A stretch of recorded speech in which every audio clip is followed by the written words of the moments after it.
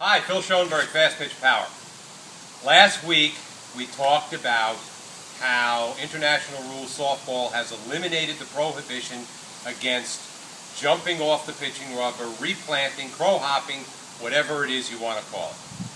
And we are very much proponents of keeping that drive foot in contact with the ground at all times. We discussed this in the post last week, so if you want to see that, go back and look at that one and it will explain exactly what we're talking about here.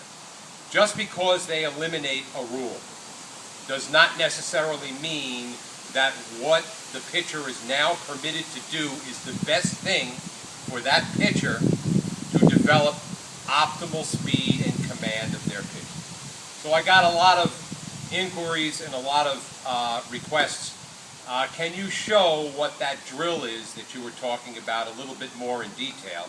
And the drill that I'm talking about is our 3-2-1 drill, where we have our young pitchers and even our older pitchers do 3-2-1 arm circles. That's a very good way to develop hand speed, but they're doing it with one foot in the air, then the other foot in the air, and they're not permitted to put the foot down until the ball's in the catcher's glove. This engages the core of the athlete. It has them develop. We're not encouraging the athlete to be pitching with one foot up in the air. We're doing exactly the opposite. We are teaching them to feel the difference between the lack of balance and stability, probably the two most important components of any athletic movement, and having that solid foundation when they deliver the ball. Now, fortunately, today, we have one of our outstanding first-year 12U students, Lexi, who is going to demonstrate the 3-2-1s. Lex, why don't you come here where you're in frame, okay? So Lexi is going to start with her stride foot up in the air, and she's going to do successive arm circles, 3, then 2, then 1, building speed as she goes, and trying to engage her core to maintain balance. Go, Lex. Excellent. Notice the foot did not come down until the ball, you heard the ball hit the catcher's glove, too. Excellent. 1. Good job.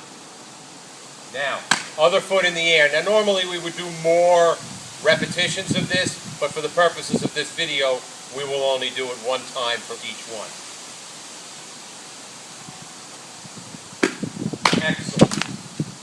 Now, her drive foot is up in the air, as though she is delivering the pitch and picking her foot up, and you will notice that there is an instability there, an instability that requires her to use her core strength to keep her from falling over.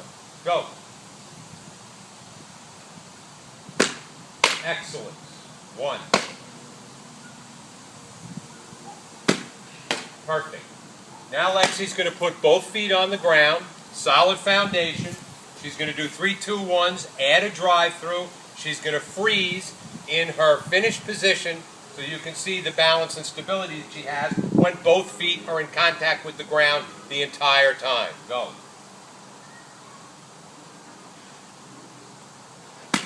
Nice job, Lex.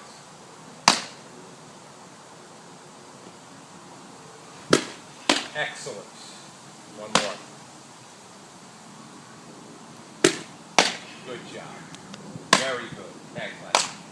Okay, so we could see. Now what Lexi has done here is she's done this drill in all 3 ways. One foot up off the ground, stride foot. The other foot up off the ground, drive foot. And then with a solid foundation and a drive through. And Lexi can tell you much better than I can how much more speed, balance, control that she had when both feet were solidly planted on the ground. So I don't care what rules they change. We're trying to develop pitchers. We're trying to give those pitchers the ability to be the best they can be. And that's going to happen if your drive foot remains in contact with the ground and you have a solid foundation and balance throughout the entire movement of your pitch. I hope this has been useful to you guys. Always looking for your comments and questions. Talk to you next time.